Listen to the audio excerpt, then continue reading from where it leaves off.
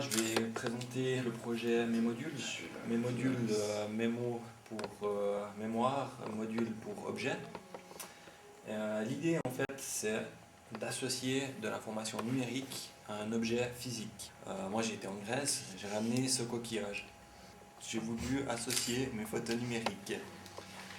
Alors vous êtes à la maison, vous avez votre coquillage, vous êtes avec des amis, il vous suffit de déposer votre coquillage sur la table du salon.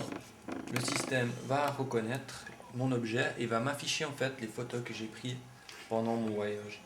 Avec la table, on peut piloter justement le diaporama, comme en allant aux photos suivantes ou par exemple en revenant rapidement, rien qu'avec le doigt à la première photo. Voilà, je vais arrêter le diaporama en faisant stop.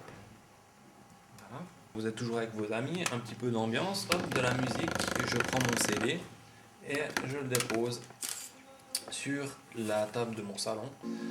Et de nouveau, avec notre interface, on peut piloter les différentes musiques, par exemple en allant à la chanson suivante, comme un player classique, et en réglant le volume avec la main,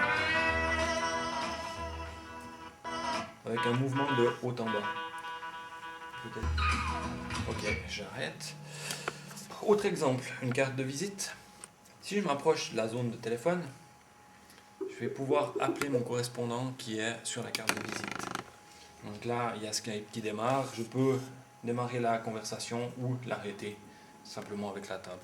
Maintenant, cette même carte de visite, si je la dépose sur la zone de la lettre, la boîte aux lettres, le système me dit que c'est un scénario multiple. Alors il s'attend en fait à un deuxième module. Alors, je vais reprendre mon coquillage et je vais le déposer sur ma zone. Et en fait, qu'est-ce qui va se passer? À mon destinataire, il va envoyer les photos de mes vacances par email. À un objet, on aimerait des fois avoir les photos et des fois de la vidéo. Alors, pour filtrer entre les photos et la vidéo, on va utiliser en fait notre voix pour choisir entre les photos et les vidéos. Donc, je vais déposer mon objet au centre, Pictures, et là, on va voir apparaître les images qui sont associées à cet objet. Et pour les vidéos, vidéo. Voilà. Donc, mon système a reconnu, là on a la vidéo. Aussi, je peux régler le son. Alors, on a vu tout à l'heure des scénarios prédéfinis. Maintenant, on va voir comment on crée ces scénarios et comment on associe de l'information numérique à un objet. Alors pour cela, on prend un objet à souvenir et puis on va lui coller une petite puce derrière. C'est la technologie RFID. Il faut que mon système reconnaisse la puce, donc la puce a un numéro d'identité. Pour cela, je vais prendre une première application. Je vais justement déposer mon objet pour qu'il soit reconnu, comme ceci. Je vais prendre une photo de mon objet, comme ceci. On a un système de catégories ici. Par exemple, business card pour les cartes de visite. Ici, ça va être simplement un objet générique. Ensuite, l'étape d'après, c'est d'associer l'objet aux différentes ressources multimédia. On a différentes pièces ici en haut et on va construire en fait un puzzle pour créer notre scénario. Alors je vais prendre une première pièce. Donc ici, c'est nos objets.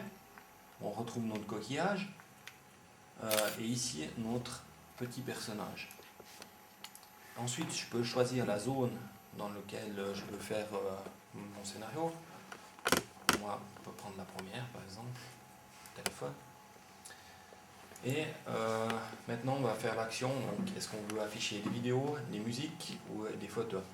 On va prendre un exemple avec les photos, comme ceci.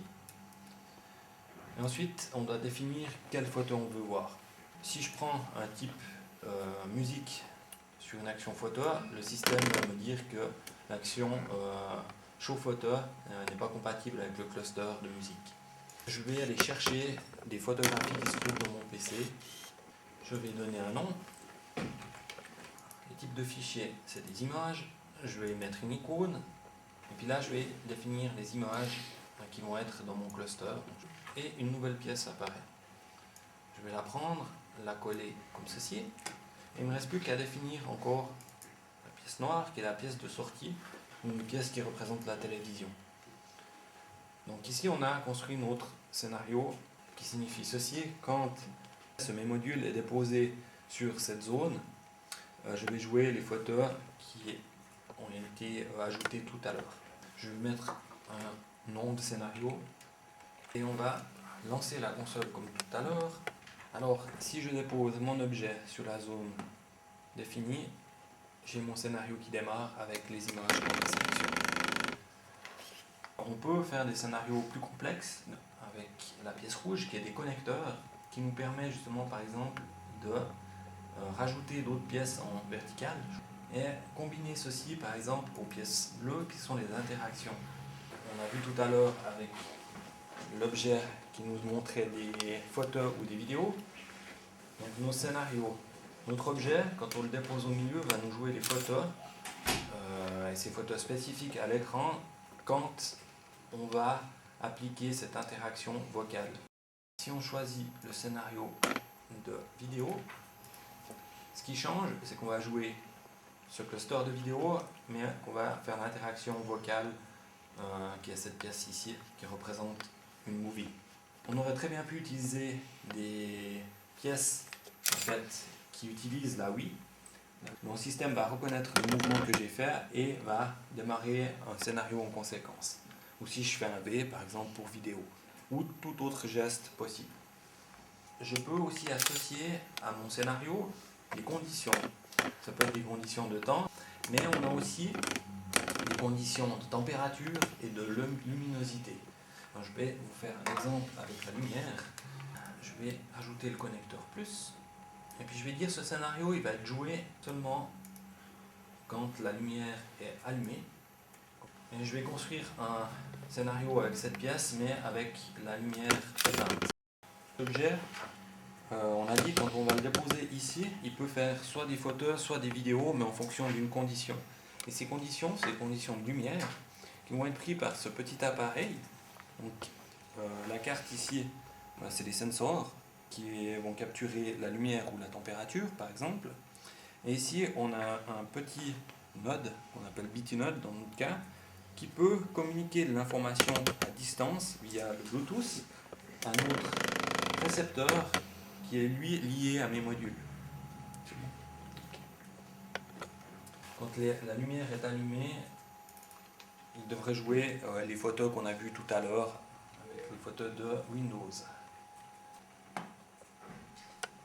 Ok, donc il a détecté que la lumière était allumée et il nous envoie les images. Pour simuler la lumière éteinte, je vais mettre mon appareil dans une boîte noire. Donc je n'éteins pas mon appareil. Okay. Et je vais déposer mon module sur ma zone d'interaction. Et cette fois, la lumière est éteinte et on va jouer notre vidéo. Très bien. Et pour revenir sur les interactions gestuelles, on veut aussi que cette plateforme elle soit sans souris ni clavier. Donc on peut par exemple utiliser la Wii pour pointer les objets à la place de la souris. Je peux par exemple sélectionner mon interface de puzzle. Voilà. Et je arrive sur mon interface de puzzle.